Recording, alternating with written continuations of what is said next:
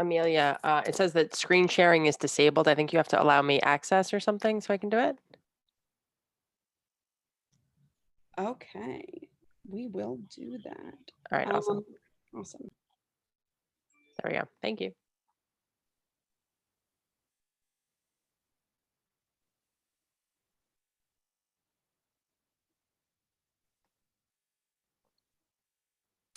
All right. Hello, everyone. Amelia, can you just confirm you could hear me and see the screen?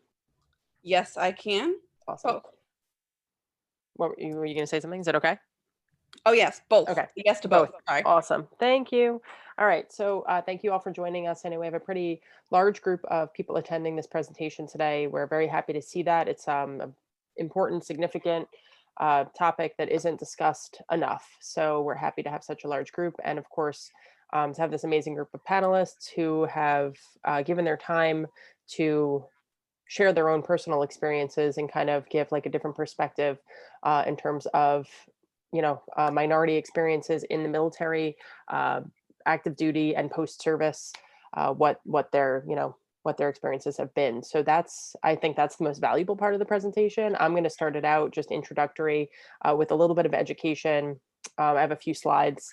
It's really just to set the tone and give us some background, more based in like the history of what different ethnic groups have gone through historically while serving in the military. So we have that just as like a foundation. But we're going to move on from that after about 20 minutes.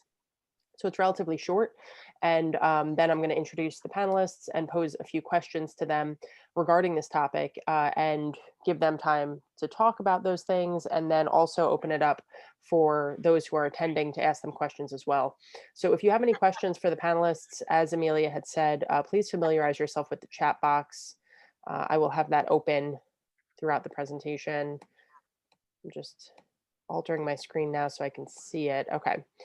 So if you have questions for them, please, we do try to get to people's questions as we go. You don't have to save them all till the end. As I bring up questions and they discuss different things, you might have things that come up as well. So just type them in there, and I'll, in between each panel question, I'll take a look and see if I can pose a few of your questions to the group as well. So my name is Anise Leonardo. I've been in the field of veteran services for over a decade, about 13 years now, mostly treating things like trauma, addiction, mental health, anxiety, depression, and worked with wide array of veterans. It's been an honor to do this work, and NASW has asked me to moderate this just based on my experience with veterans. But as you see, I am not a minority myself, and I am not a veteran myself. I'm a civilian. So really, I'm going to give you guys the education part, and I really want to set the stage for these panelists to do most of the talking today, because they're the ones who are going to really have more valuable things to say than me, to be honest. So let me get started so we could get through this, and then we'll turn it over to hear from them. All right. So first of all, I just want to look at the profile of who's currently serving in the military. A lot of people will ask that question, what percentage of the military do we see in terms of ethnicity? So I do have a few graphs that I pulled. Let's see. So you guys can see this broken down, not only by ethnic background, but also by gender. So just take a moment, I want to just give everyone a chance to look at these stats here, and you'll see that each one varies in terms of like the percentage. You see, the highest percentage in terms of minorities, you'll see African American and Spanish. And then, if you look at it, you'll see that there are more women from that background as well than men. And there are, women online today. So they kind of have that double, being a female vet is difficult, and then also being a minority. So they're going to speak from that lens. But it's no secret that the military is male dominated, and it's dominated by Caucasian, right? So we see that on here. So something that comes up a lot, and in the research, I did some research before presenting on this topic. Obviously, I had to learn more about it, and this idea of like systemic racism came up, where it's not overt. It's not necessarily something that they condone, right? The U.S. military does not condone racism or discrimination, but does it happen? Is it something that happens? Just like in the civilian sector. Yes, right. It's something that we see. There's a few components of it that are different than what we might be familiar with as civilians. So I highlight some of those throughout this as well. Some of the slides in the end actually show you the difference specifically between how you might see that in a civilian workplace versus the military. So the military promotes itself, right, as equal treatment, and its egalitarian system focused on merit and achievement. And right now, really, we're looking more, and they're examining more what these themes look like, and if they exist, and what they can do about it. So total ethnic minorities represent 43% of the military, and that's broken down, all of them together, right? So let's look at a few more specifics. So there were a couple of like studies and polls that were done that I just want to share with all of you. So this was done by Military Times. I think there's 3 different studies I'm going to share with you guys today. Um, so they asked a group if they witnessed any white nationalism or racism in the military, right? So minority service members, 53% said yes, and 46% said no. And white service members, 30% said yes, and 69% said no. So the numbers are still high. Obviously, they were seen and experienced more by minorities because they were the ones that were directly influenced by these things.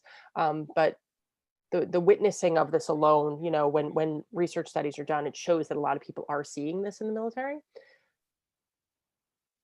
When we talk about military culture in general, cohesion is super important, right? So as I was looking this up, it was saying, yes, things like discrimination exist, unfortunately, and in the military specifically, there's 2 things: social cohesion and task cohesion, right? So social cohesion means basically a unit getting along socially and personally, and that's important because they have each other's backs, and it's a high stress, high pressure, high demand job.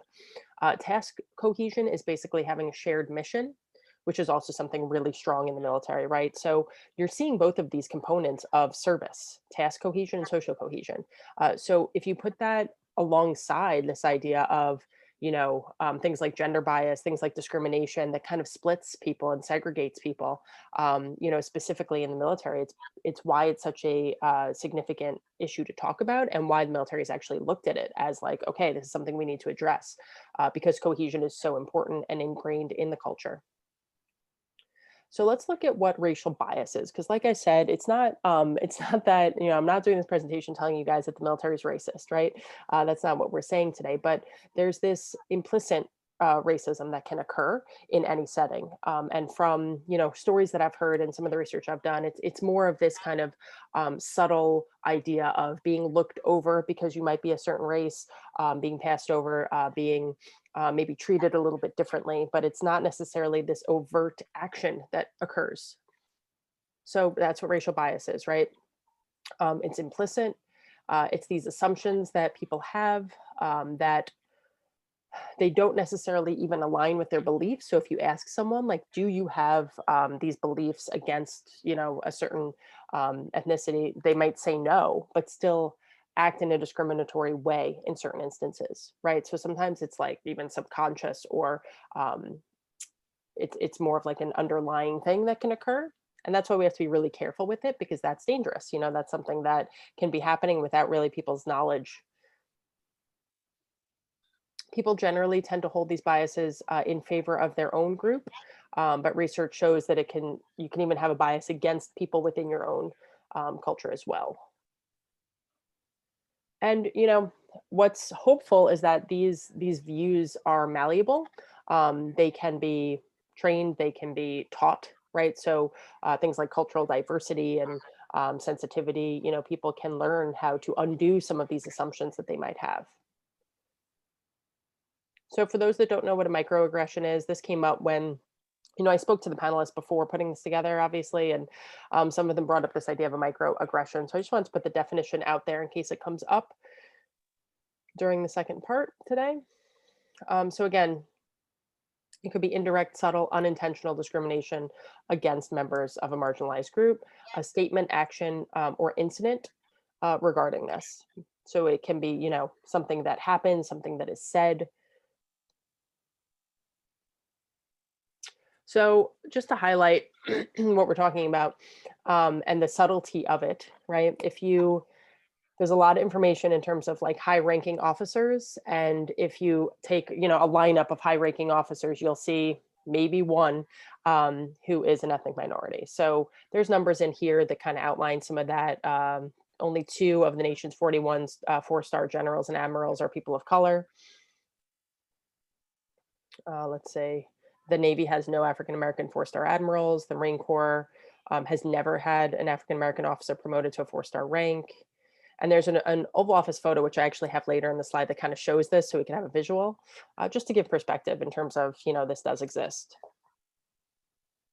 All right, we're about halfway done with this part, but I did pull some information in terms of like the history, because right now we're saying that there's no overt racism or discrimination, right? It's something that might occur in more subtle ways. But if we look at the history, it actually, in our country, it's rooted in things that were more direct and more clearly established. So if we look at World War I, right?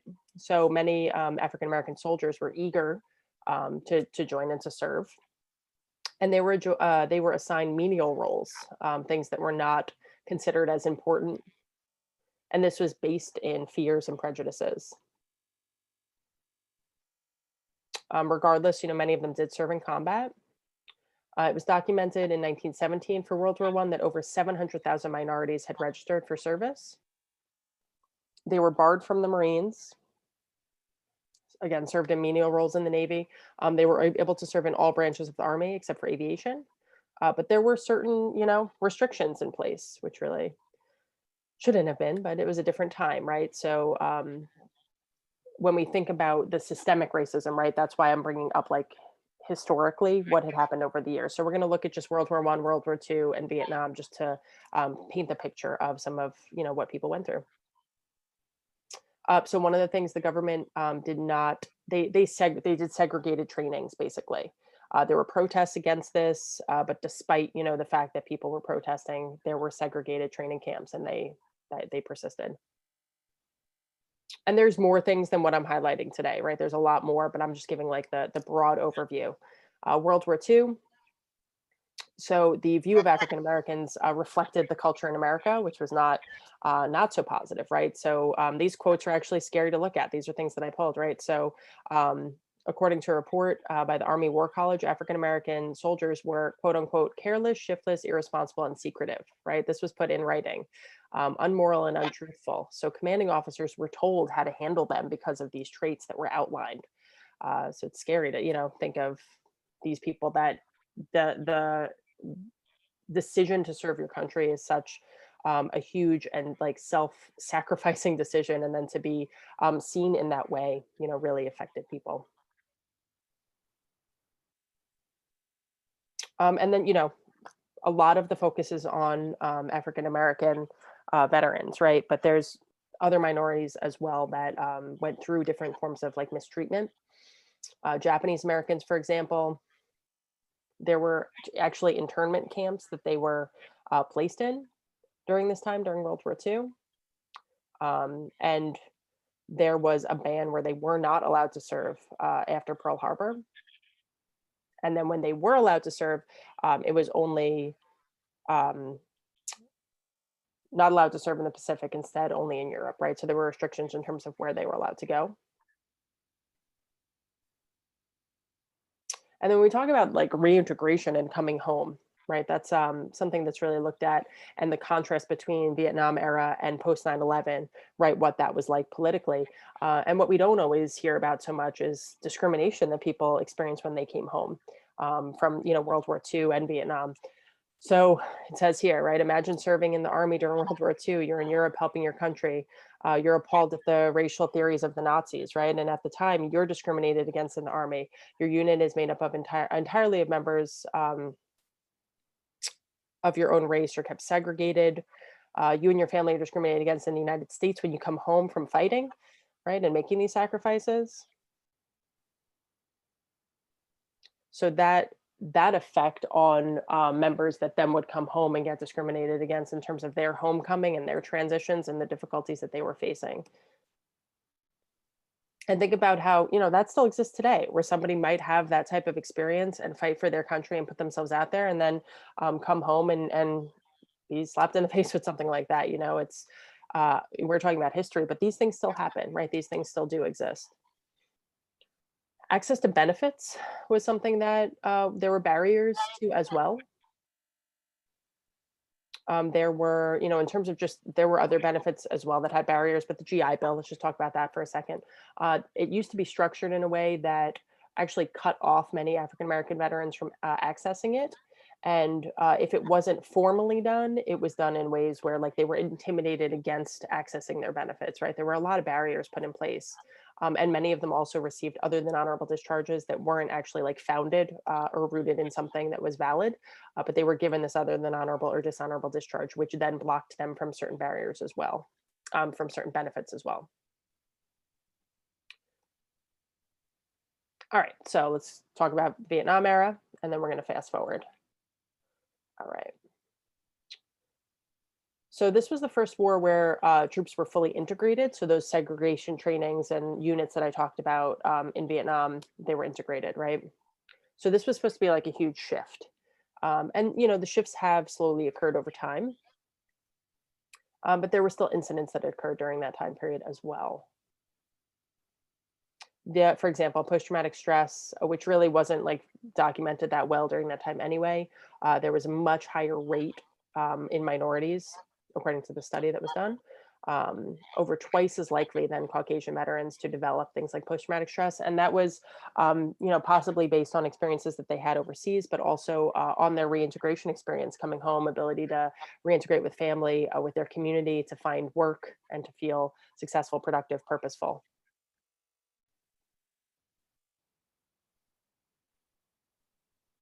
Okay. So in Vietnam, a lot of like interracial friendships were formed, right, where people really kind of overcame those barriers. But there were still, one of the things that you hear about, I have a couple of Vietnam veteran friends, and they always say like there were things like they would, if there, there was a combat um, operation, minorities were put on the front lines, right, used as pawns, things like that, that would occur. In addition to conduct, getting like bad conduct discharges or bad conduct, like things written against them much more often. So having less opportunity, less support, and just more mistreatment overall. And communities at that time in general were not as like compassionate and empathetic towards veterans that were returning home, which made it a little bit even harder. So yeah, there were changes. There's been progress. There's been changes made over the years. A couple of them being outlined here. So the reforms in the military justice system, which had been harder on minority troops, and the Pentagon making an effort to increase the number of African American officers, which had averaged about 2% during Vietnam.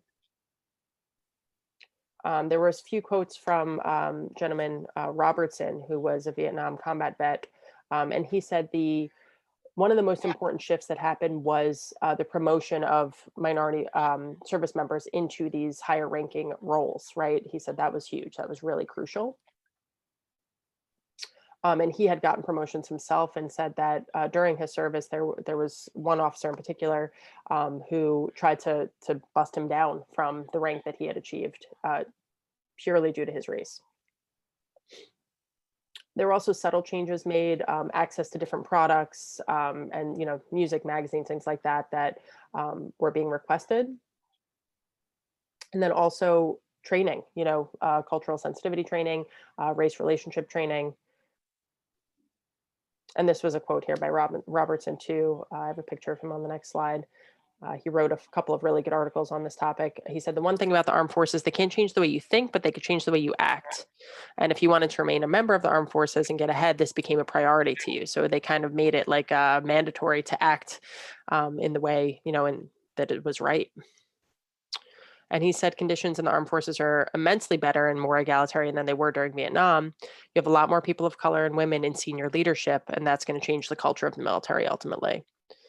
So a little thought of hope, even though it's not equally represented by any means, there has been changes. All right, let's see. We looked at this a little bit earlier, but again, this is a further breakdown in terms of looking at ethnic minorities, and the percentages who serve in the armed forces. So when you ask yourself, does systemic racism exist in the military? Then you look at these things like 2 of the 41 four-star officers being African American, right? More than 1/3 of active duty troops said in the survey that they had witnessed racism, right? So it is something that occurs and that exists, needs to be addressed, needs to be talked about. That's why we're doing this today. All right. So this was, I believe, Sharon, this is what you had sent me. This was some information, another study that was done from Protect Our Defenders. So they were basically gathering information. Let's see, what can I pull here from you? Right. So the second part here, the data shows that in all the branches, African American service members were substantially more likely than Caucasian counterparts to face military justice or disciplinary action. And the Air Force recognized this as a national problem, right? This lack of diversity. And here are some stats here in terms of the likeliness for these types of punishments, right? So on average, in each branch of service, there was anywhere from 1 to 2% more likeliness for facing, um, judicial actions against them. So when we look at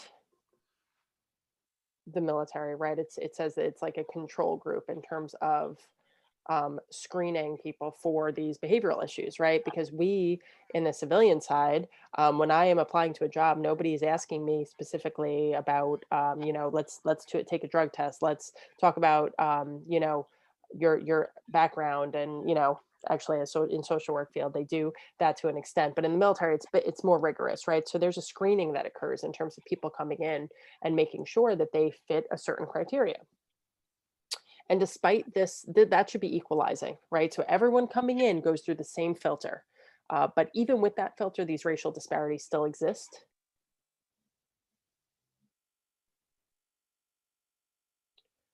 It's something that leadership has been aware of.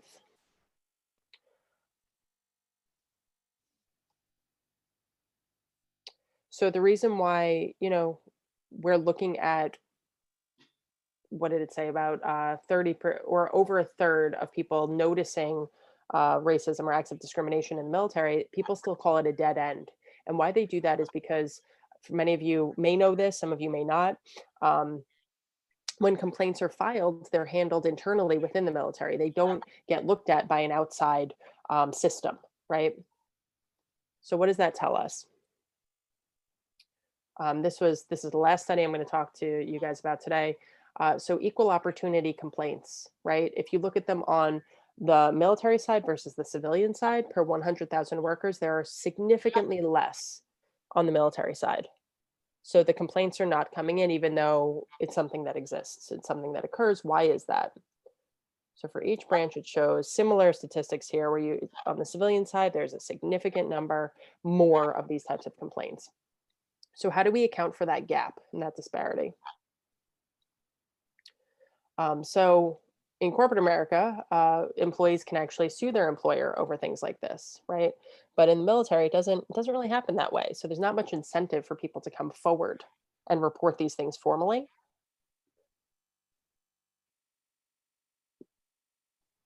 In fact, there's even the risk in some cases where somebody can actually be like punished or looked over, or looked down on for coming forward in this way. And for many, it's not worth that risk. They just keep their head down and keep going.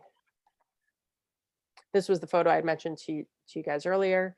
So this is all high-ranking officers, and it's any of these images you see. It's like, where's Waldo? You're looking for. It's all this predominantly, middle-aged white males, right? So.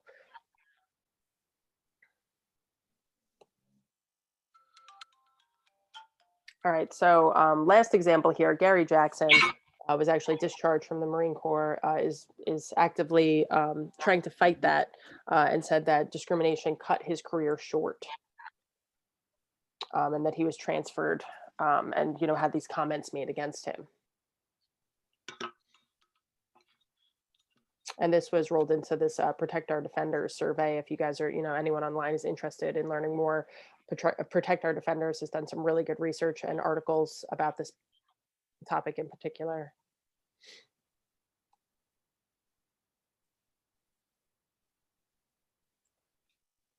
A quote from the first African American general, Charles Brown.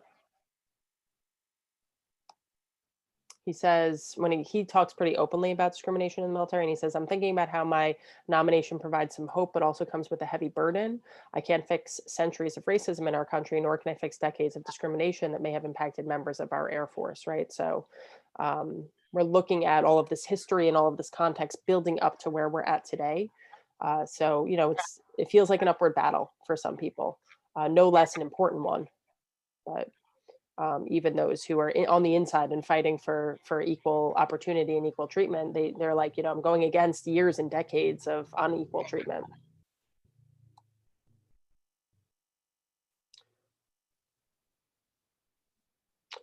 So, racial minorities in the military continue to dedicate themselves. Like I said, this is not an easy decision to make, to join the service and to put yourselves on the line, really, in that way.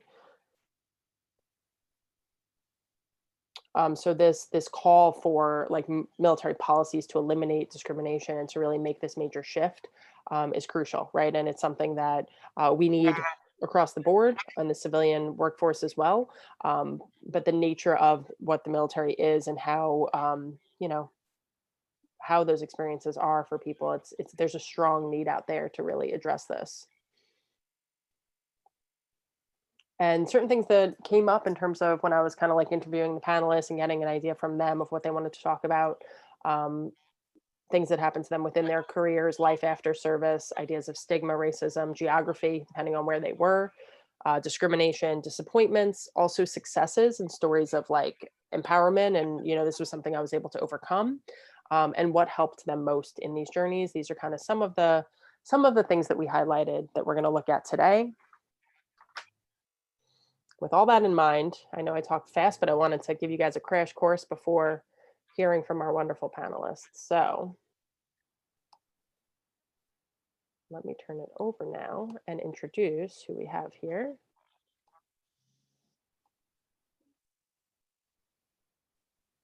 All right.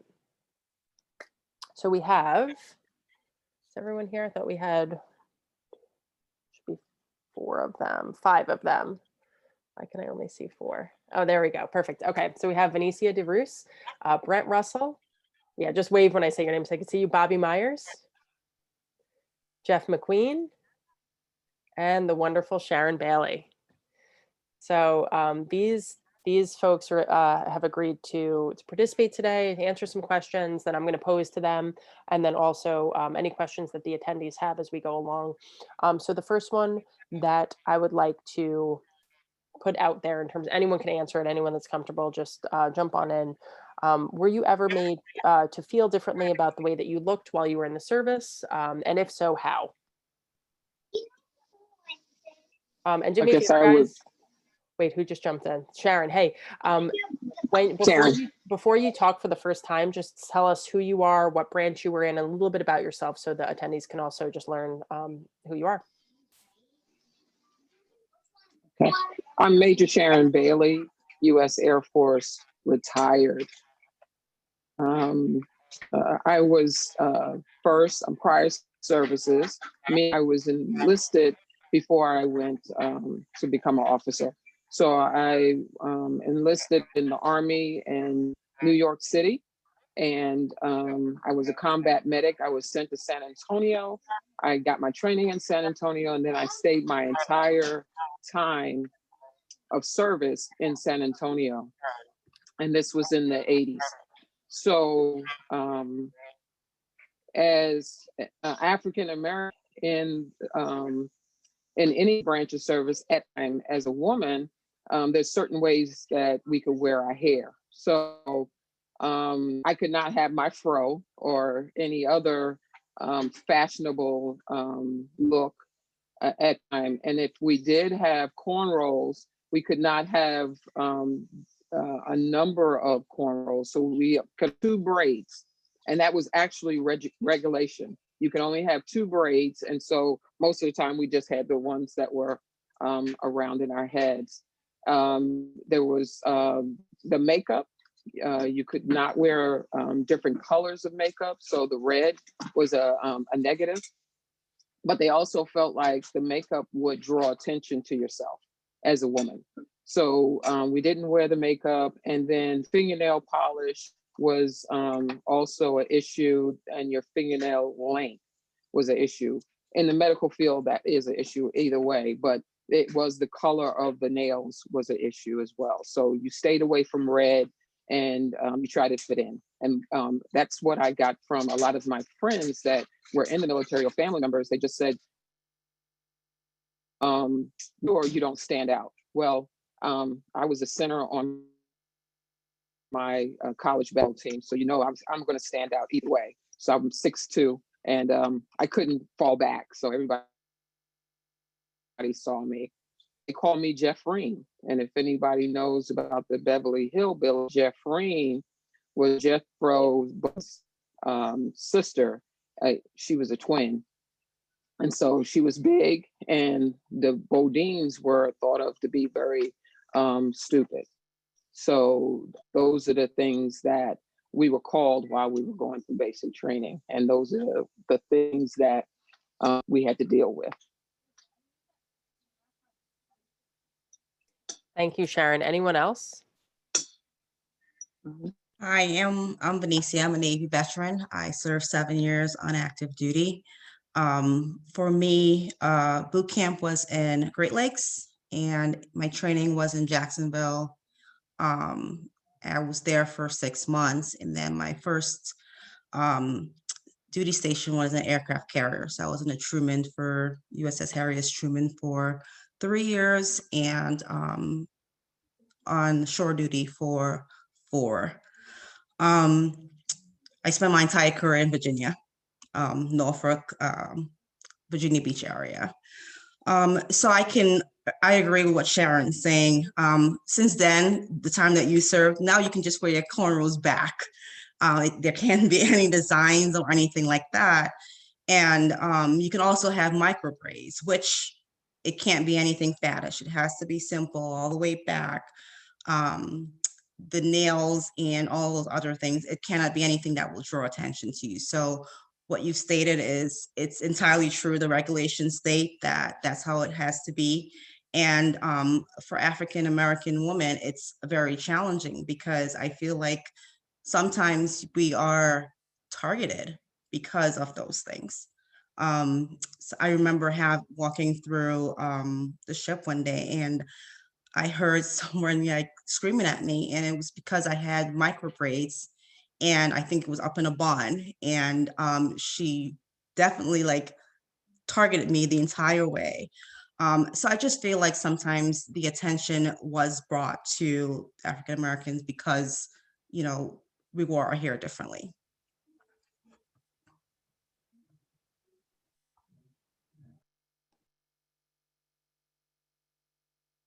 Bobby, you have to unmute yourself.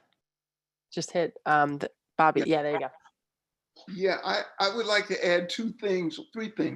Wait, First, Bobby, introduce yourself first. I'm sorry, my name is Bobby. I am a former Army. I was in the Army for about almost 2.5 years. And my experiences go back a bit further. But there are two things that I would like to mention that end up being impacting, but I didn't know about it at the time that they were. The first was I grew up in a subdivision on Long Island in Amityville. And I grew up at a time when my parents bought the home there in this brand new subdivision. It was 1950. And it was the first community on Long Island that a Black man was allowed to buy a house. Up until then, all of the other new communities and towns that were being built, and the reason that they were being built is because there were 2 aircraft manufacturers on Long Island, Grumman's and Republic. And they ended up with a lot of World War II and Korean veterans that were working that 24/7 shift. So this is where the need for people to be. So, but I didn't know that at the time that my parents bought it. And secondly, all of the parents that I saw on the block in the neighborhood, I never knew that that they worked or they had been in a segregated Army or Navy, because some of them had been Army, Navy, Marines. Not so many Air Force. But those two things I did not know. I got drafted in 1966. When I ended up in Vietnam, in South Vietnam in 67, I had already grown and had experienced the systemic racism that existed in our communities, in our schools, in our books. We were made, at least I was made to feel like a second-class citizen. As I was growing up in elementary school, I remember it vividly. And so by the time I got to when I was drafted, I had other friends that had joined the Air Force, they had joined the Marines, they had joined the Navy. But what I will say is that the whole neighborhood was just scooped up in the military in one way or another. It was seen as a passage to manhood, if you will, a rites of passage. But the racism that was going on then was an experience. And I'm fascinated when I'm listening to the women speak about their experiences, because when I was there weren't that many. If there just wasn't that many. I never saw one my whole time in wherever I went. And so I know they were there, I just didn't see them. So it was a journey. Thank you, Bobby. A couple of comments came in just saying that it's important to hear this history and it's something people aren't necessarily aware of. So thank you. Sharon, were you going to say something? I saw a question Yeah. that came up with the requirements for the hair for women, period. So you couldn't have it on your shoulders. So your hair had to be up, above the ear, so right about in here. And that was for everybody. And as you know, it's really hard to just put your hair in a ponytail, as a person of color. So it just identified you more than others. And so you cut your hair a certain way, and you couldn't do certain things with your hair the way you would if you were a civilian. We couldn't. And anybody knows a friend who's African American, we change our hair just like we change our shirts. So that wasn't going to happen in the military. And so this is probably the longest my hair has been since I've been in the military, over 30 years. And so that's pretty much, I made that happen because I'm like, you know what? I made it short, very short when I was in, so I can put my cap on and take it, not look like it's disheveled and I have to comb it all the time. So there were those kinds of things to be presentable. How do I do this? There's always a lot of thinking that was going on as to be able to present myself. And then when I went from enlisted to officer, it was even more of how you presented yourself and what did you look like. I find it, my name is Jeff Mcqueen. I'm 6-year Army veteran. I got a lot of identification from you ladies because I grew up in South Bronx. And so we were very, the lifestyle that I come from was all about my shoes and my hair, right? Like we kept our sneakers clean and our hair was always in waves, from the center out beehive, right? And I took a lot of pride in that. That was my thing, I make you seasick looking at my hair. And I remember, Bobby really brought it home for me because I remember in the projects that I grew up in, there wasn't a lot of choices. Either you excelled in sports, maybe you had some musical talents. A few of us was academically inclined, but the majority just kind of like you tried to figure out like if you could get a civil service exam, which at that time was even a racial system, so it was hard to become to get in unless you went with sanitation or park and recreation. Like there wasn't really letting you go to the post office or work at the police department, or all, you know, any of the jobs that might have seemed a little more ethical and dignified.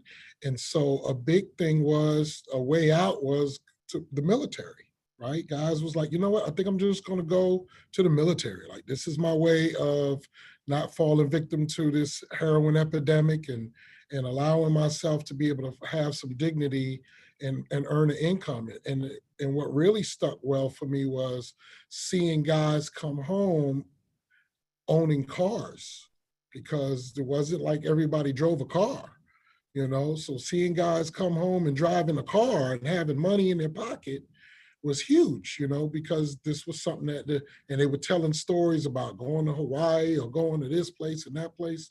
And so it seemed like the best thing to be able to do at that time, even though I was one of those who was academically inclined, right? Like I knew, and I should tell you, I was also big in sports. I was ranked the #2 point guard in the state, but my mother knew I wasn't going to play basketball. She knew it. She said, you know, you're not going to play ball, so stop teasing these colleges. You know, you're not going to go play ball, right? And she was right. She knew I wasn't. Like I knew it wasn't my passion.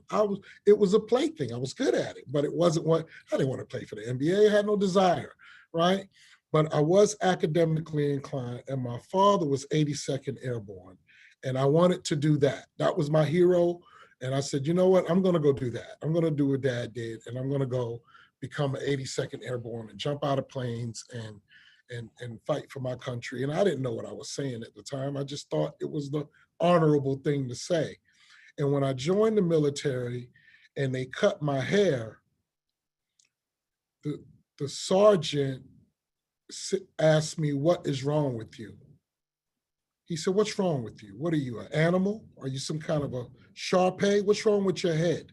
Why won't it cut like every other head? Because when they cut my hair, the waves were still there.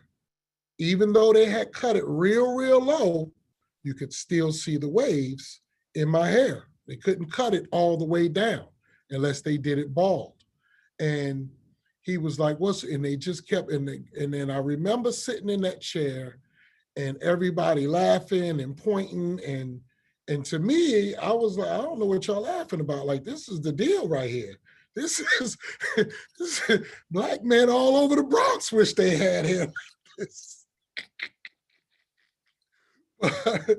But for me, in the moment, it felt very degrading, and it felt, and I wondered, you know, was this going to be the thing? And I literally went through a good portion of boot camp being called Shar-Pei.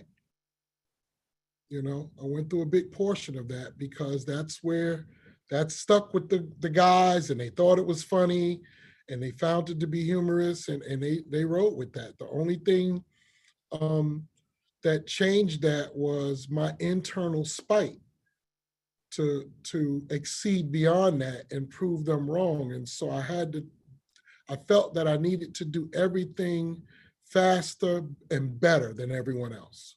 I felt like I needed to break the chain, you know, and that made the difference for me. At some point, the sergeant couldn't help but recognize, well, ask Shar-Pei.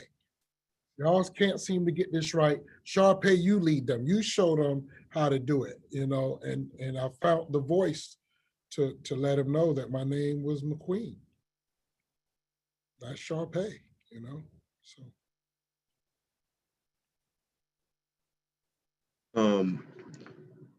My name is Brent Russell, and I'm an Army veteran. I served in the military for a little under 2 years. And the reason why I joined the military was kind of fell in line with a lot of African Americans who have joined the military, and it was because I needed to step up. Because the community that I was living in, there was not much opportunity for me. I didn't have many role models in my neighborhood including my father. And there were some things that were going on that I wanted to get away from, right? And then on top of that, I felt like, and I knew that if I were to join the military and serve my country, that I would feel good about myself. And then on top of that, there's that education piece where I will go in, I get some training, and perhaps I could continue to move on once I get out, and add some more education onto that, and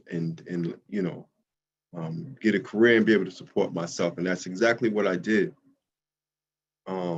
Like Bobby, I had experienced racism before I entered the military. I knew what it looked like. I knew what it felt like. It was ugly for me. It was uncomfortable for me.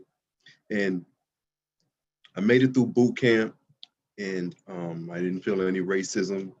All I felt was camaraderie. All I felt was like I was a part of a team, and I felt a great sense of community and a great sense of accomplishment because we did it. And I think there were a few people in my troop that got sent home, but for the most part, we all did it. And then I went to advanced individual training, and at my AIT station, which was in Fort Gordon, Georgia, I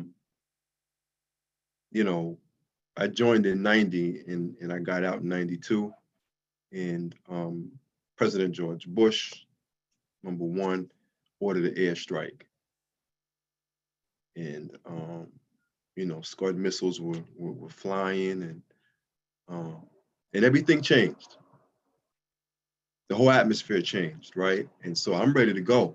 Yeah, let's go. I'm ready to serve my country. I'm ready to fight.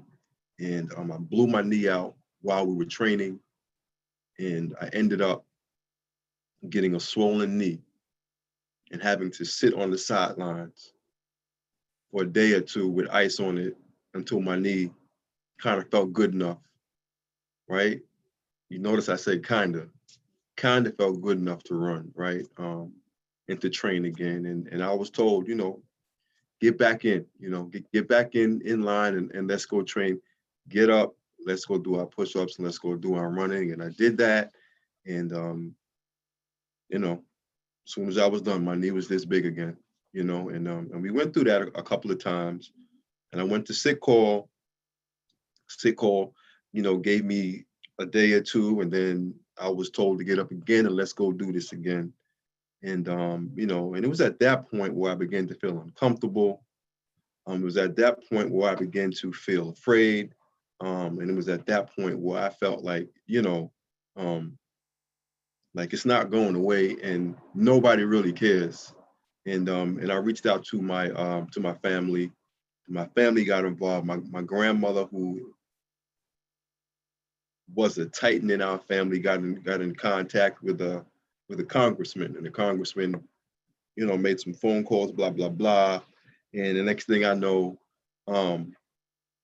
I was, being looked for. They were looking for me to take me to the hospital to do some surgery on my knee, and that's what happened, and and the moment I went into the hospital, things were never the same. I ended, and I don't feel like I was treated the same as well. And I ended up being put in a medical hold unit at Fort Dix, New Jersey, where I stayed, I think probably about maybe 6 or 7 months. And literally it felt like about 3 years.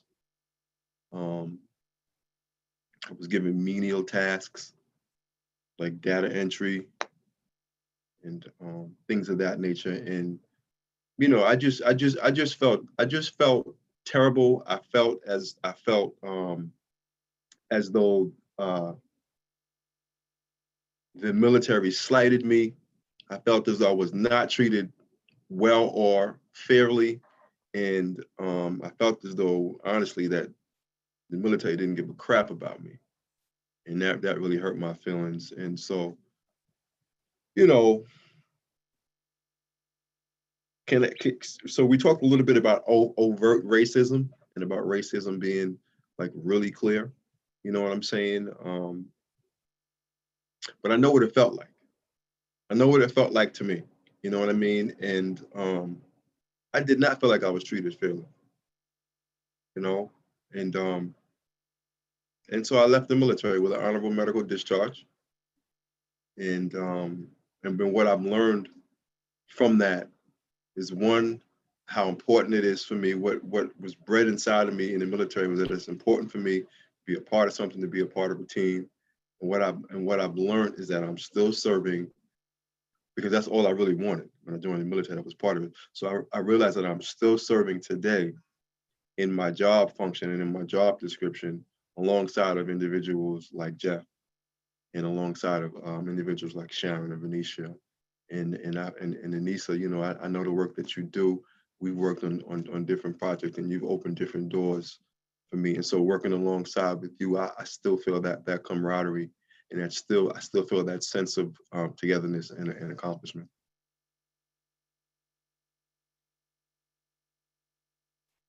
Well, those were 5 powerful stories from each of you. Thank you so much for putting that out there. Kind of piggybacking on what a couple of you mentioned, I just want to ask one more thing, and then feel free, attendees, to any comments or questions as well. Did you ever feel like, or did you ever see, even in other people, there were like opportunities that you felt like were not available to you or available to others based on race?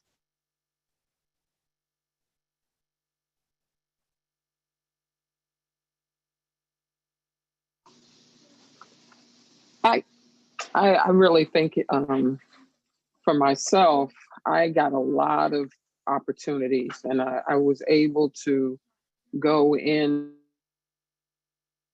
and join the military as enlisted, be a combat medic, went into the Air Force, reserves, time as a flight medic. So, did some different things. And then when I decided to become a social worker and go into the Air Force active duty, again, I got an opportunity to talk to a few social workers that I really believe they wanted to have diversity in the program. And they really made me feel comfortable. They supported me. And so when I made the decision to go into the Air Force, they were the ones that kind of made sure it happened. And it was a husband and wife that were in leadership at the time. And they were white.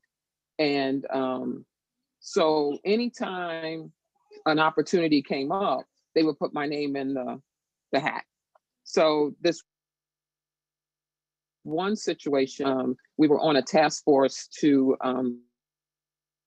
put together a training program, a guide for other social workers that were coming into the Air Force, because at the time we were losing a lot of Air Force social workers because of the work. It was very hard. And at the time I was in maltreatment. And so that's like the person that's Child Protective Services, and we're doing domestic violence. And this is the first time the military really took on that as an issue in the military. Was in the 90s. So a lot of social workers were basically burning out, and they were getting out of the Air Force. So they put a task force together, said, hey, we want you guys to do something. So me and a group of other social workers, and it was probably about 15 of us that came together, did an offsite for a week. We talked about the issue the first day, and I threw out a question or I made a suggestion, I was ignored, and somebody else could say a totally different way, same thing, and it was accepted. It was like it was the first time they ever heard it, and it was the best thing since sliced bread. So, as I'm sitting there, I said, I know why I'm here at the table, but I am the only one, because of the opportunity that I did have. And so the second day came along, I'm still asking questions, I'm still making suggestions. And I was approached by the leader and the co-leader of the group, and they told me I was a distraction and that I was disrupting the group progress. and that a few people came to them with that mess. So I'm like, okay, so I'm taking it in, and we're at a hotel. So I went to my room, cried, prayed. What do I do? So I decided to go back to the group, because I'm thinking group work and social work, right? I'm going to go back to the group, put it to them, and let them know how I feel. So I told the group, it came to my awareness that I'm a distraction, and that people have been complaining about my participation in the group. And I said, I am going to opt out of the group because I believe the outcome of this group is too important. I've had enough that I see from one year to the next disappear. So I believe in the group. I believe in what we're doing. So I'm opting out. So like I said, everybody in the group said, what, they acted as if this is if they've heard it. And so everybody in the group basically voted to keep me in. And from that point on, people started listening and they started hearing what I had, but I had to do some, and I realized that I may have a privilege to be somewhere, but that doesn't mean people are going to want you there. So was I the token? I may have been the token. I may have had right personality to do that. I don't know. So when we went to out the program, they saw who was part of the group, and the Black social workers that were in the meeting, they came to me and they said, Sharon, it is great to see you in this position, because there's nobody that has ever looked like you have been at those meetings. And it's good to see that you were there. And then they said, but let me tell you, and at the time I was a lieutenant, they said, you're never going to make any rank past major. That's your ceiling. So don't think just because you're getting opportunities that you're going to be promoted past the rank of major. And so when I got passed over towards the end of my career, it almost felt like I broke my neck, because from that point on, I was easing into everything. I was able to do things that most social workers were not able to do. But when I hit that wall, it really took me out for a while. And I was dazed for a long time, even after I got out of the military. So I retired in 2007. And so those are things that really stick with me. I have opportunities, and I told you I was racing, I was running. And then when I hit that wall, it just devastated me to the core. What I do know is that so here we go. Here's Army 101. So a platoon is roughly anywhere between 25 to 50 soldiers. And in that platoon, they will break it down into different squads, or what we call sections. So our platoon was right about 45 guys. And so they had broke it down into 3 sections, right? But what I identified is that my section was predominantly Black. Right, so they developed the sections so that the squads, that the white guys stayed together, and they kept all the Blacks kind of together. Now, this is what you will also recognize, is that as you change the core of the group, you also increase the level of oversight and rank. So a squad will have a corporal and a staff sergeant and a sergeant, while the platoon will have, first, second lieutenant, first lieutenant, right lieutenant, that will bring a larger realm of oversight on it. And so what was happening is that I recognized that anything that was available for us was available for us to be able to do among ourselves. They didn't put it where we were able to be of larger numbers and ranks over anyone else, because they divided us and sectioned us off. So yeah, I could be the corporal over my squad. I could be the sergeant, and I left as an E8, right? But I could be the sergeant over my squad, but I'm really only over us. You see what I'm saying? They wouldn't make it so that I was able to be in a role of leadership over any of them, only over us. So based on what you guys are saying, there was always like a ceiling or a dead end that you felt like existed. If I might add, I know the time frame between the time that I was in and out and the time that many of the other panelists, went into the military. What Jeff just explained didn't even exist, because I spent most of my military time in South Vietnam. It just worked out like that. And what I will say is that there was always the white boy that was the squad leader.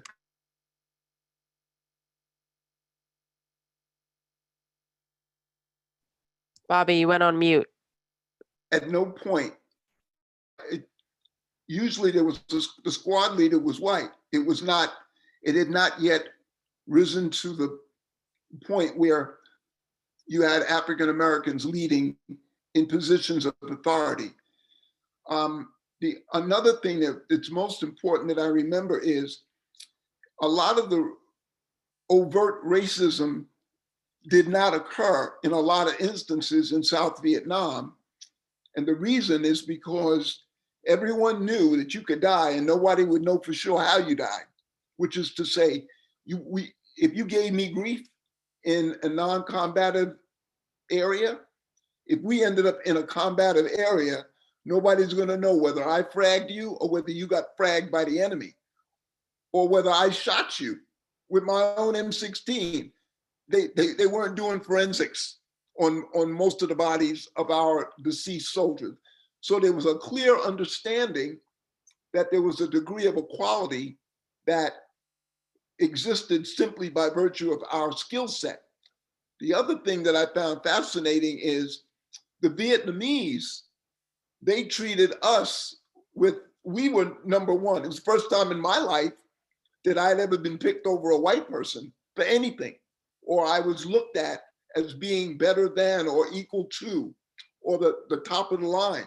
It was a unique, different feeling coming from the United States, where subtly we were always left to believe that we knew our place.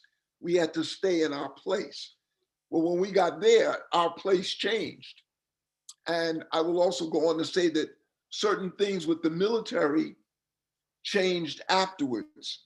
Prior to Vietnam, and I'm not saying this is speculation, but prior to Vietnam, they were clean. You could go into the army. The army used to clean up whatever the dredge of society. If you were a problem and they could get you in the military, it was the army. Very rare.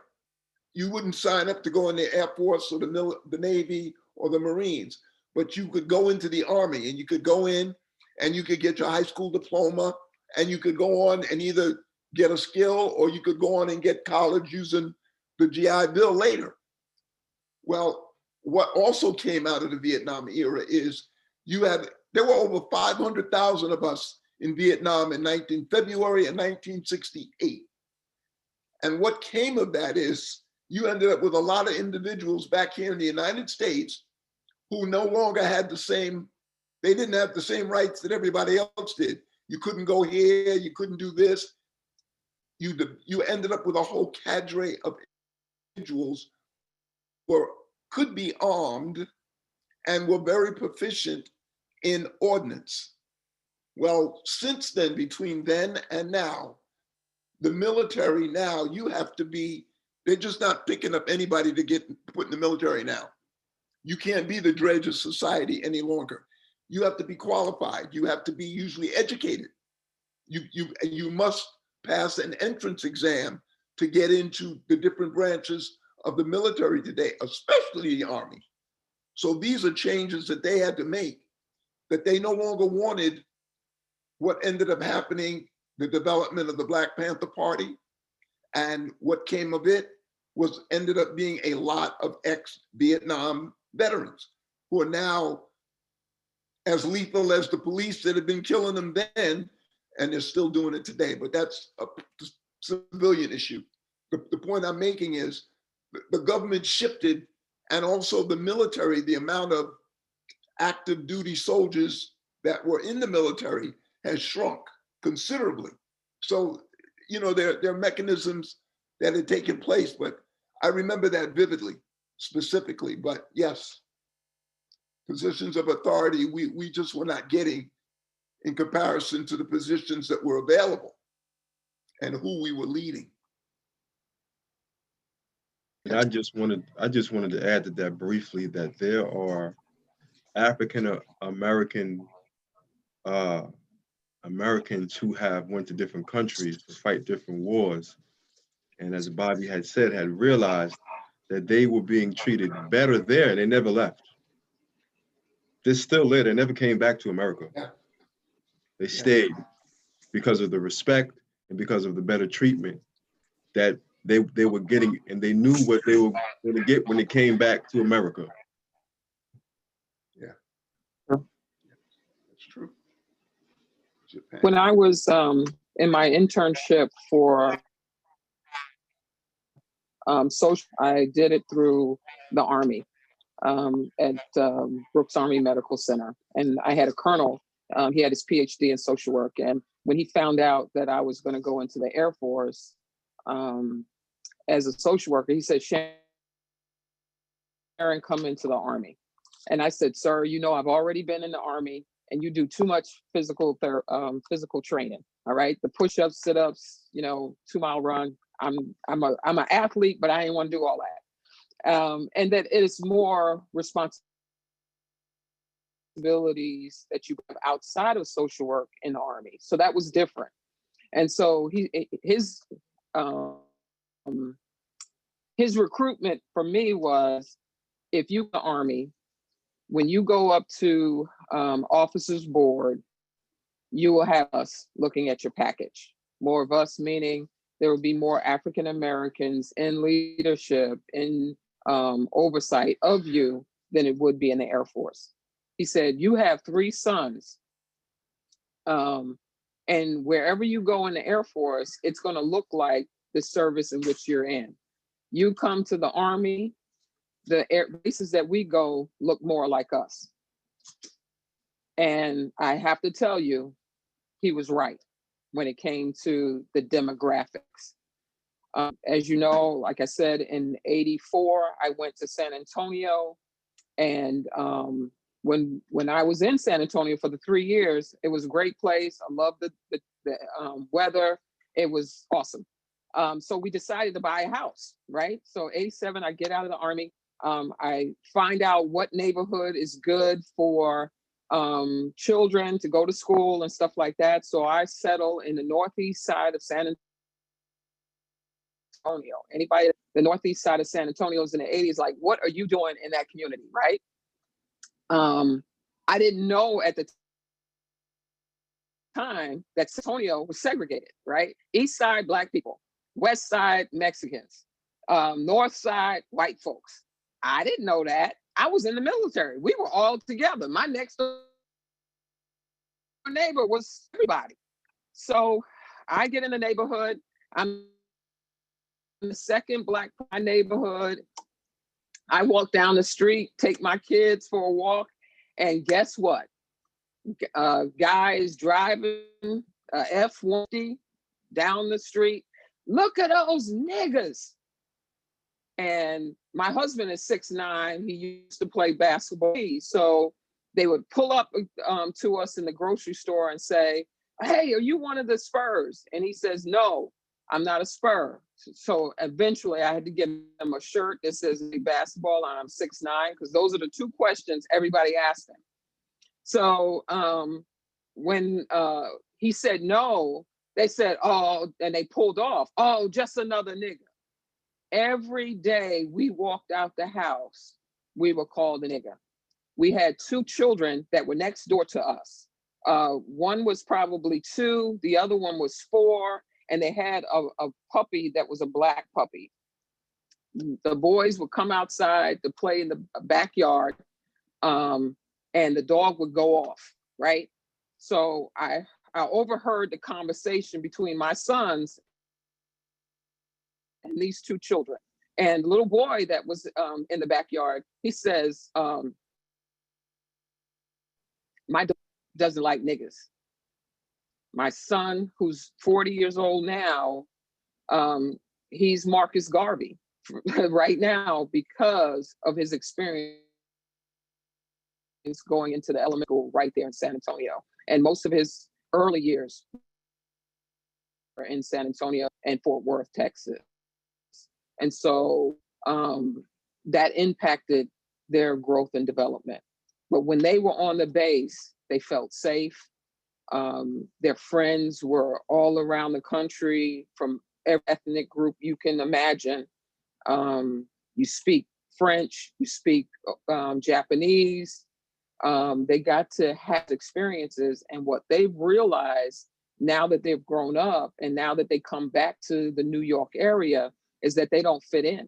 As African American males, they've had privilege, but they also have had these microaggressions, and they don't know they don't have a place. They don't have a hometown. Like, I can go back to Queens and I can go back to the high school. My oldest son, he can't go back to his high school because it was on Okinawa, Japan, not because it's far away, but he doesn't have access to the base. That was his hometown. That's what they call their home, their sandlot. Well, Japan, they could run around and enjoy everything and not have to worry about anything because the neighbors all military and we took care of our children. It was different when they were first being brought up.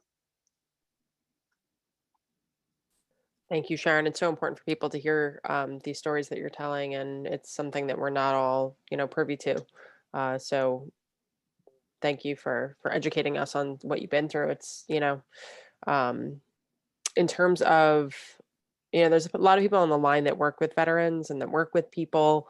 And one question came in that I just want to address and kind of expand it a little bit. So someone asked, do we tell African-American young men and women to join the military or not?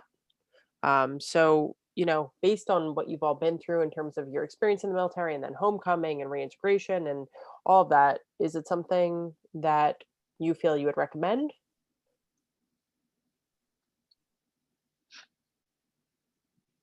I have 3 sons. I tried to twist their arms to go in.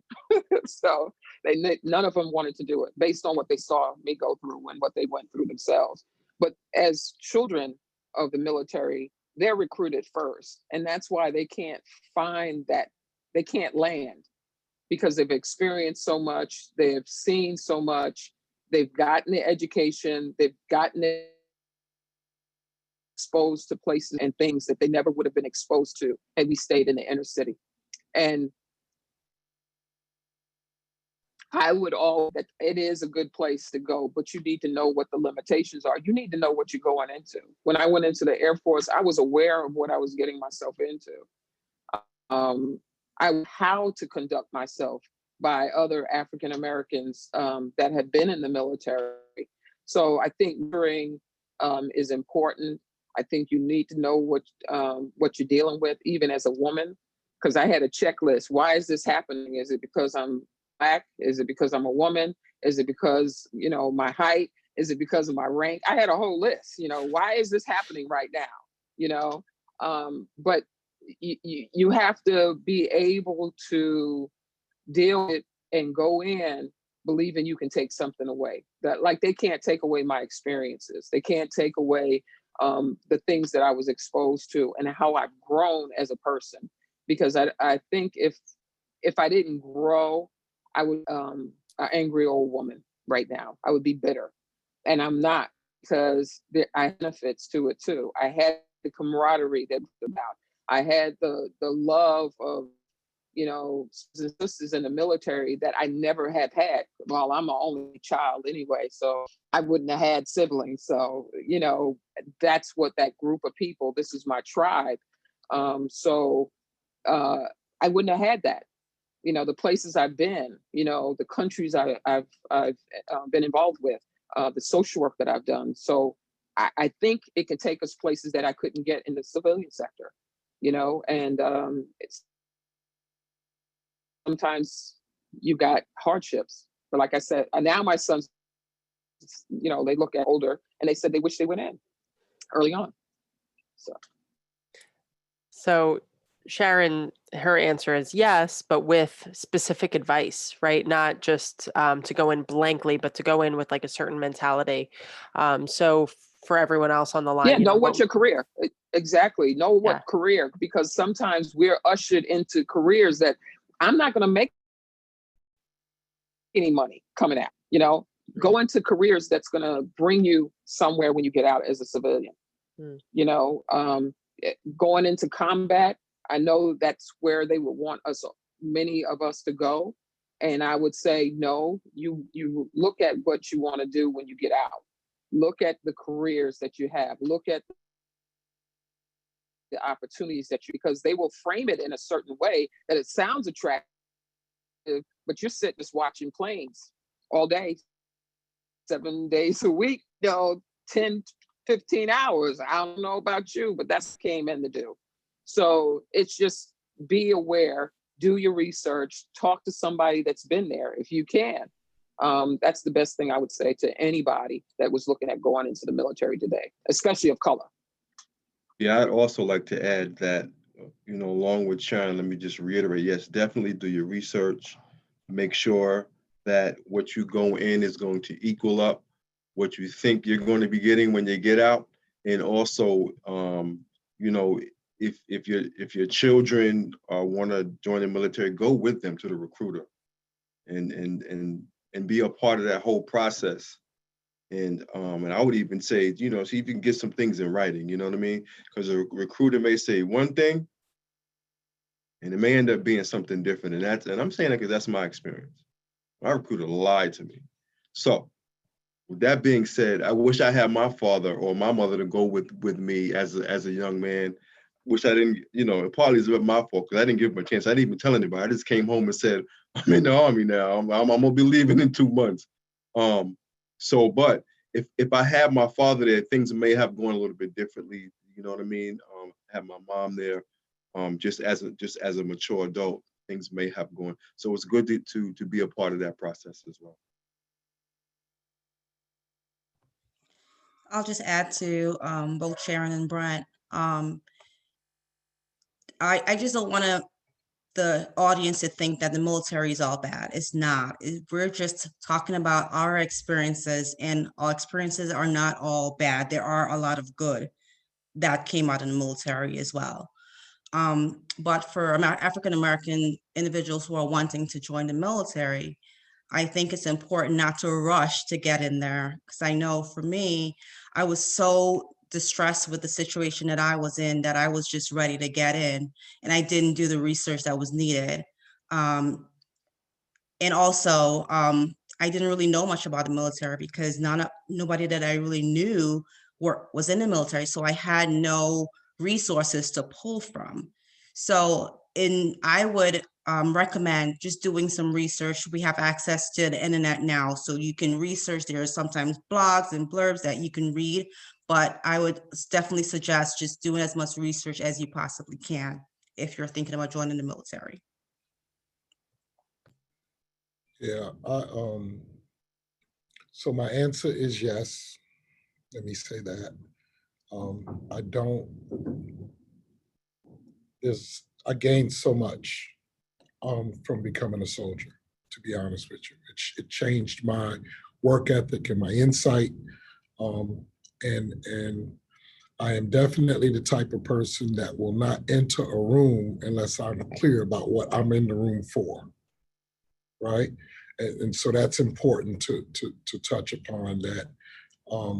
Know who you are. I told my son, because my son's very big into computers, and I said, it's funny that you mentioned computers because I think you should know that the military had computers before any household. I think that you should know that the cutting edge of technology, our government will get it long before any other human being will get it, right? Who you think is going to pay for that scientist's work to come out with what they're going to come out with because the military wants to know how they're going to use it for their own benefit.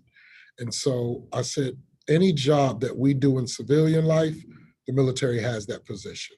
Anything you could possibly think of wanting to do in the civilian world, the military does it, right? There is park and recreation, there's sanitation, there's mailman, there's air cooks, there's like everything. There's everything because it has to function as a unit. And in order to be able to do so, it has to create all of those positions that the unit would need to survive, you know?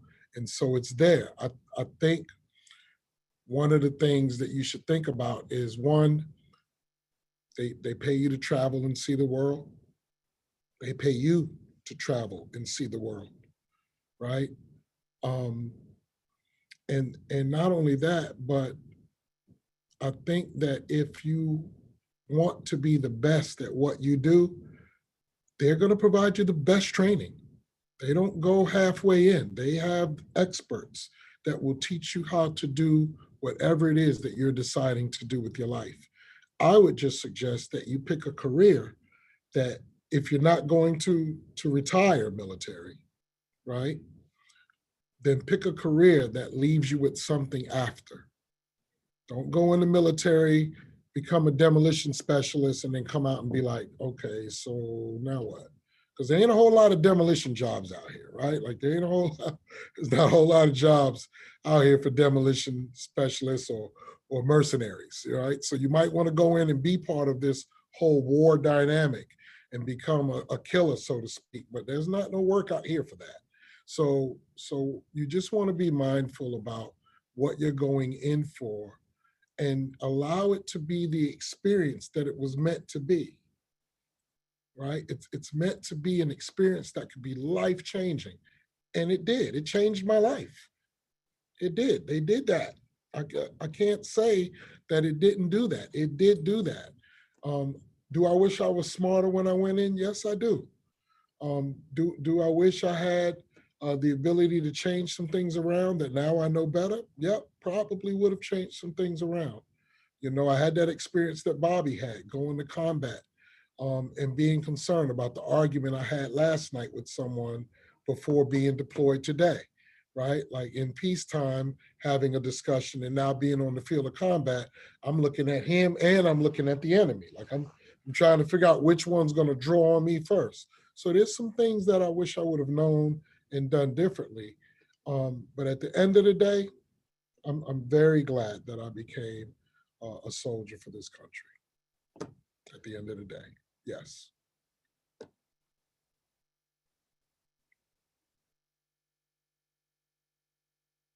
Bobby, you have to unmute yourself.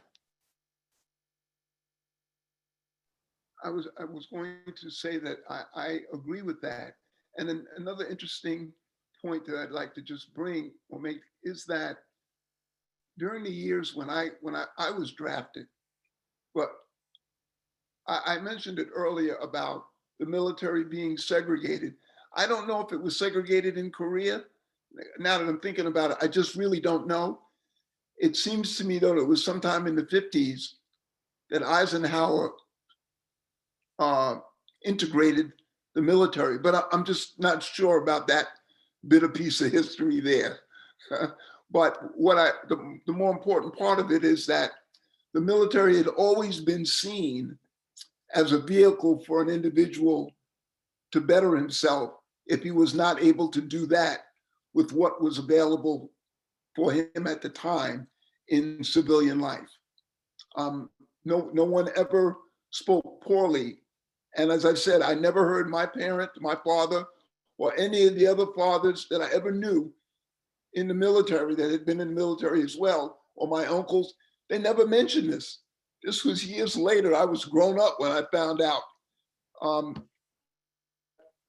I would say yes, that there are many individuals, especially in the African American community, where this was a vehicle to a better life. You know, depending on whether you became a lifer or whatever period of time that you were an enlisted personnel, the benefit package that you got upon an honorable discharge could not be matched by anybody anywhere. There was no other entity that could do that.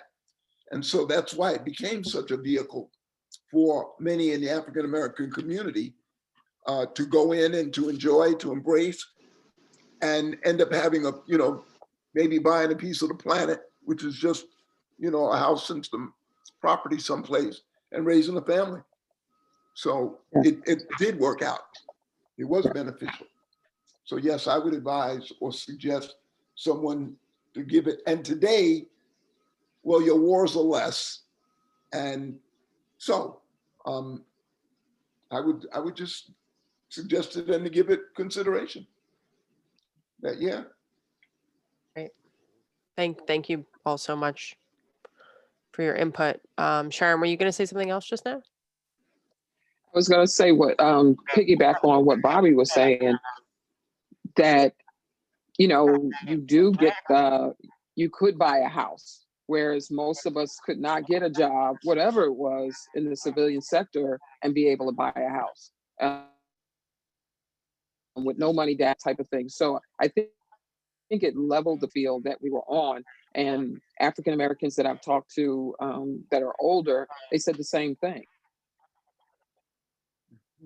And education and, as many roadblocks. Now they said, the bar is here and you got to pass it. And we just learned to jump over that bar, but that was the bar.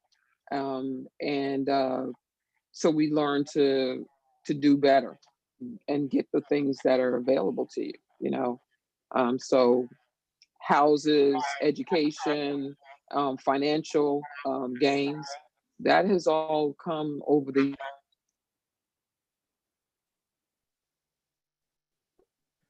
So I just want to read a couple of the comments that came in, and then I have one more question that I want to pose to the group based on everything that you're talking about today. So someone had said, I can only imagine how hard it must have been for minorities in the military to become officers or be higher up in the ranks. The scrutiny must have been intense. I would think that others would look for any mistakes or slip-ups that should not have been. Let's see, there was another one. Amanda, who was on the last panel, female veterans, said, all of your experiences are so valuable. Thank you for sharing them.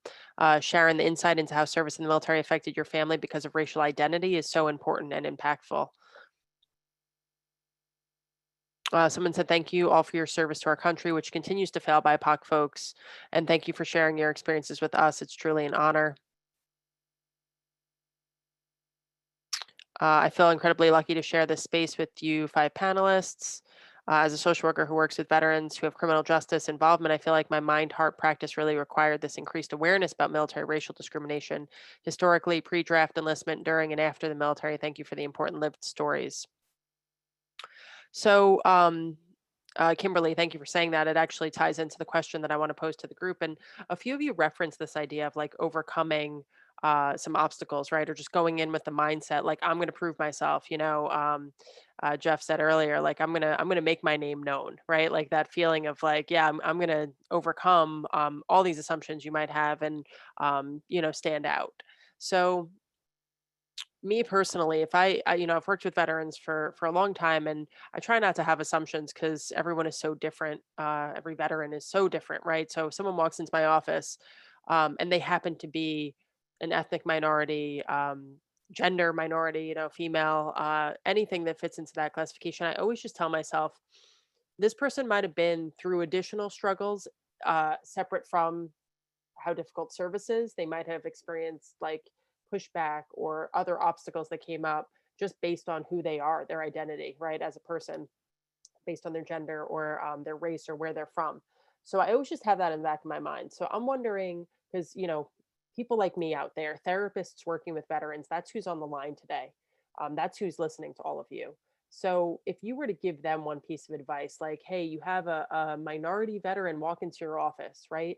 What's something that you would tell them just so they can best treat and serve that patient?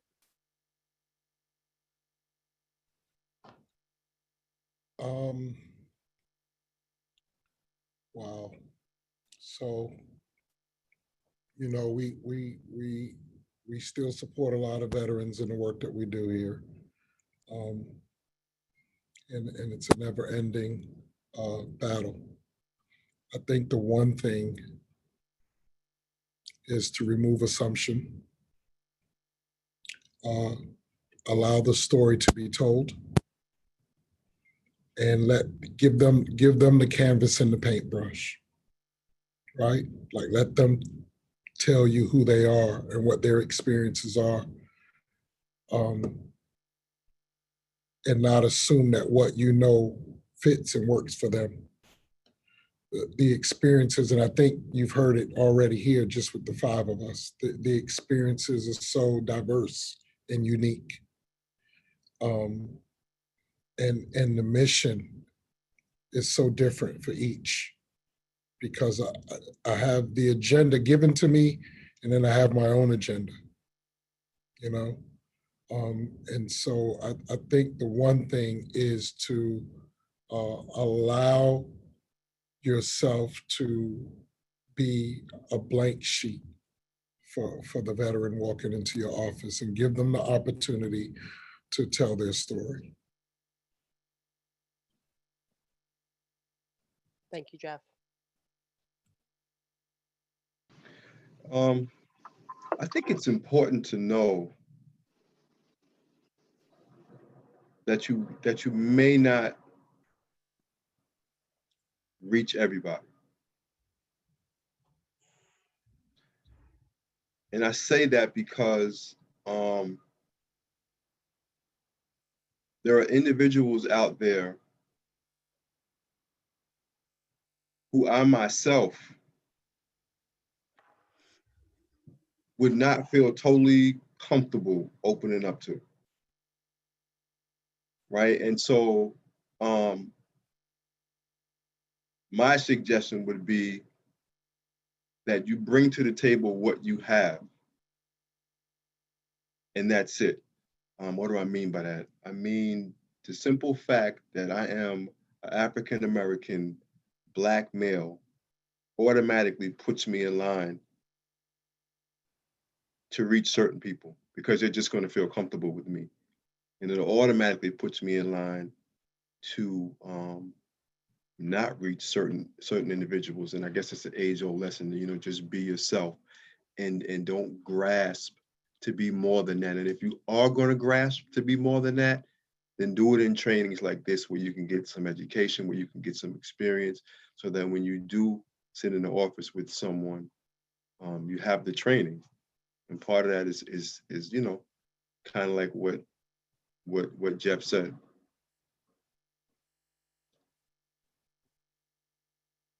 That's great advice, Brent. I Thank think, you. Yeah, Jeff. yeah, and Brent, I think the other thing that's important is to understand that their branch of service that they served, that they went in, and was their identity. And you want to know how that experience affected the other identities or the other roles that they play in their lives. It really impacted my service to my country, really impacted me as a mother. So that's for a provider to know and understand. But how do you get there? Because I'm not going to let you know that right off the bat. You would have to really want to know, how did your role as a military member impact you? And the things that you do impact you as an African-American woman, as a mother, as a wife. I think it's important. I also think it's important to know, why did the person go into the service? Because it's different. When you're talking to Bobby or you're talking to me, it's different. He was drafted. I wasn't. I volunteered. I raised my right hand and said, I want to go in.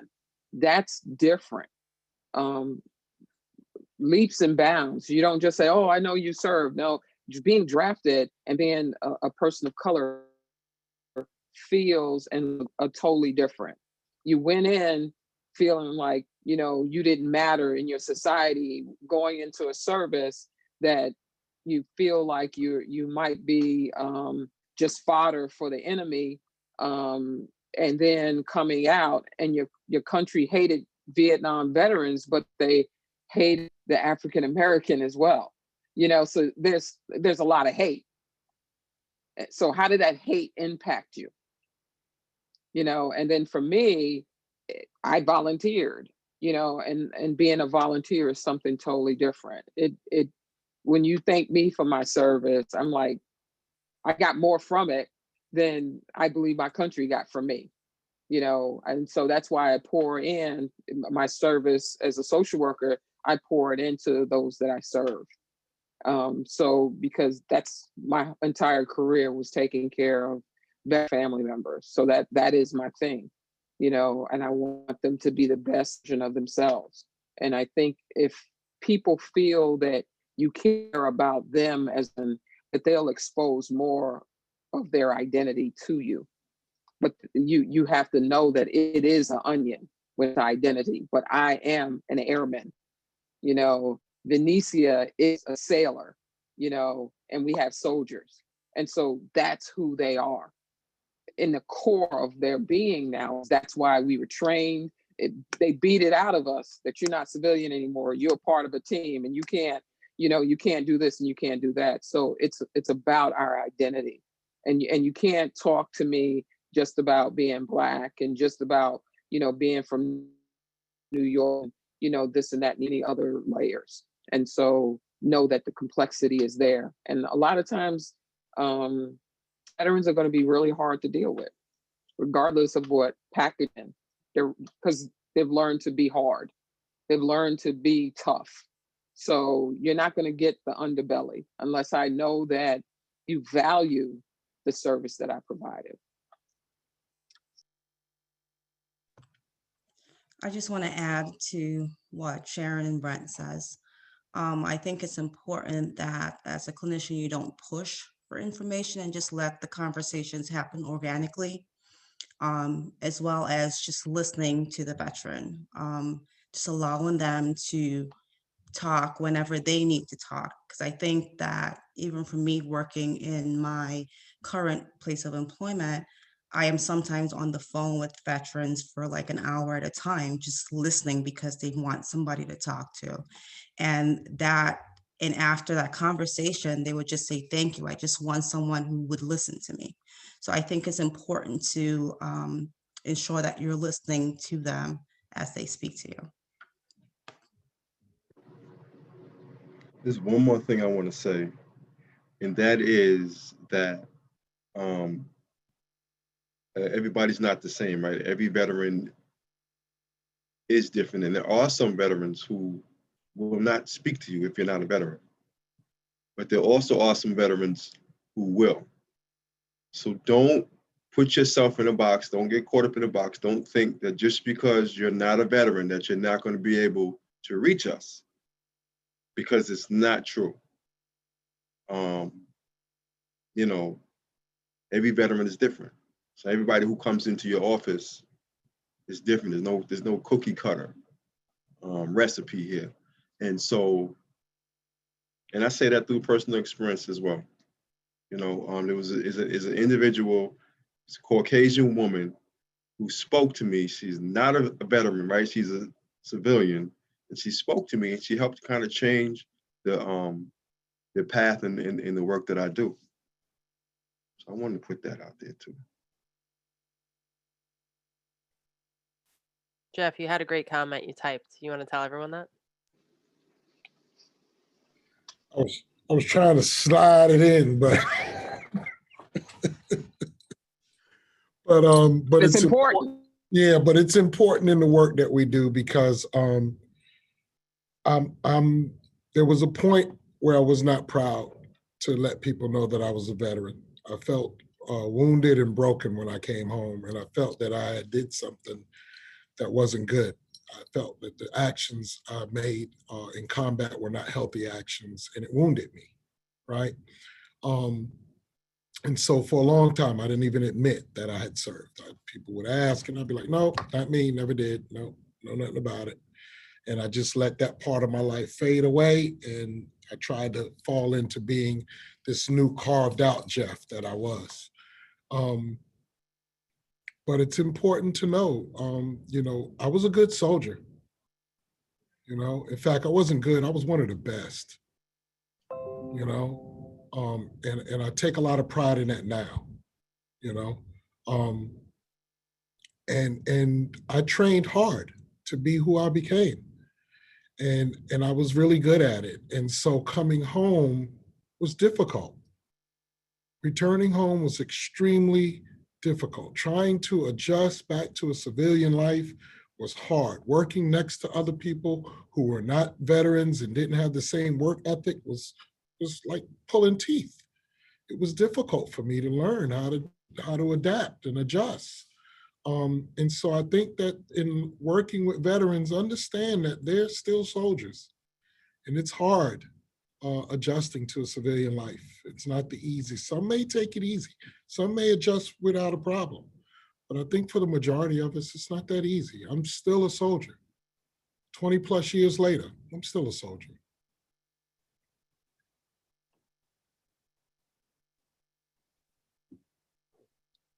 One of the comments that someone made that you just made me think of in the Q&A, not the chat box. Carl said, the human nature of military service was on full display today. When asked about advising someone to go into the military, you all expressed what any parent who served would say. There's a universal nature to the military that overcomes a great deal. And he said, thank you to my fellow veterans and for your service. Thank you. Thank you. And someone else said, as someone who's not a veteran and not yet working as a social worker, this is all great advice about learning about the various branches and differences in the military, and also learning how important it is to meet the person where they're at and not where you want them to be. I think you guys definitely reached people today in terms of just, informing their work. So this will have a ripple effect. You're teaching everyone who's attending, and then they're treating people, right, and they're treating them differently, hopefully for the better, right, based on what you all said and what you all taught them about today. So we really can't thank you enough. These are invaluable perspectives that you cannot get out of a textbook anywhere. So it's really priceless information. I wish I got this when I started my career, because instead I worked with veterans who were in crisis, who were telling me while they were in crisis, like, this is what we need from you, right? And I wanted to be better because they needed me, right? And instead they were like teaching me as I was treating them. So for people that are getting educated early on in your career in working with veterans, like, this is just amazing. I'm so happy to be a part of it and to work with all of you to help the community do better, because we need to. Bobby, did you have a comment? Yeah, sort of, kind of, because I was thinking, I moved to Florida in 2011, but prior to my moving here, I ended up interviewing for a job that predated the position that Brent has. Similarly, I was the first Veterans Peer Case Manager at MHA. And what I discovered was that there were many vets that, well, first of all, the position as it developed at that time, my job was to connect with the veteran, try to get him or her connected with a VA or Social Security or anything else or anywhere else that they might need connection, so that they're just not floundering around. And one of the criteria was that I had to have been a combat veteran. And I found that initially, as I got involved, that many of the vets, the moment that they heard that I had been a combat veteran, it seemed to soften them speaking to me about whatever problem or concerns they might have. So I remember that vividly and its impact. I also realized that at the time, the veteran service organizations that were in existence then, I had no idea that there were that many involved, that available. And I think back for one of the clients I had, he had been treated at the VA for 4 years. They were treating him once a month. He would come in, they were giving him meds, and it was going along well. Then they found out he had a bad conduct discharge, and they gave him 3 months worth of meds, and dropped him. And as a result of that, I was able to connect him with an organization in Queens that handled him. But this was an extension of that. And it had to come as a result. But that was all that I wanted to. I just wanted to mention that.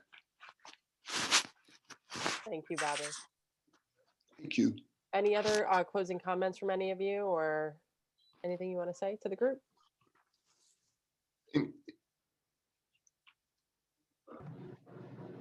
I just want to say thank you for the opportunity to be able to talk to you today, and God bless.